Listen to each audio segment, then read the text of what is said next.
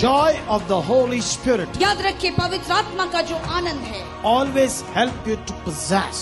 वो हमेशा आपकी ये मदद करता है कि आप अपनी चीजों को हासिल कर ले। That's why the Lord says, इसी से प्रभु यूं कहते हैं, I am sending grain, new wine and oil. और वो कहते हैं, मैं सचमुच अनाज को, नया दाख रस को और तेल को भेज रहा हूँ। When you talk about grain, जब आप अनाज के विषय में कहते हैं तो it's a rhema word. तो वो एक ऐसा वचन है जो परमेश्वर के हृदय से निकलता है, From the mouth of God. परमेश्वर के मुख से निकली आवाज। It come like a seed. वो एक बीज के समान आता है, And when it is sown into the ground, और जब उस जमीन पर वो बोया जाता है, it turns into a word. वो वचन में तब्दील हो जाता है। Listen, from heaven, क्योंकि ये जो स्वर्ग से आया है, a voice will come.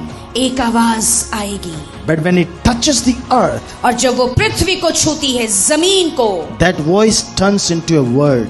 और वो आवाज एक वचन में बदल जाता है। God is giving you, according to Joel chapter 2 and verse 19, और परमेश्वर आपको योएल नबी की पुस्तक 2 अध्याय के 19 वचन के अनुसार यूं कहते हैं, voice came, आवाज आई, turned into a word, एक वचन में तब्दील हो गया, and sown into our ground. और हमारे जमीनों पर बो दिया गया।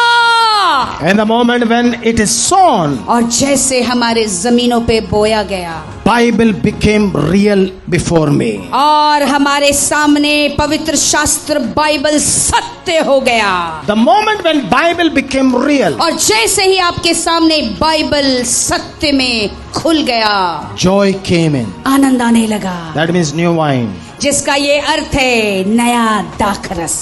Hallelujah. Hallelujah. And when it is increased, और जब वो बढ़ने लगा, oil came. तेल आ गया। That is called the power of God. वही परमेश्वर का सामर्थ है, And that oil और वही तेल gives you wisdom, आपको बुद्धि दे देता है, gives you knowledge, आपको ज्ञान देता है,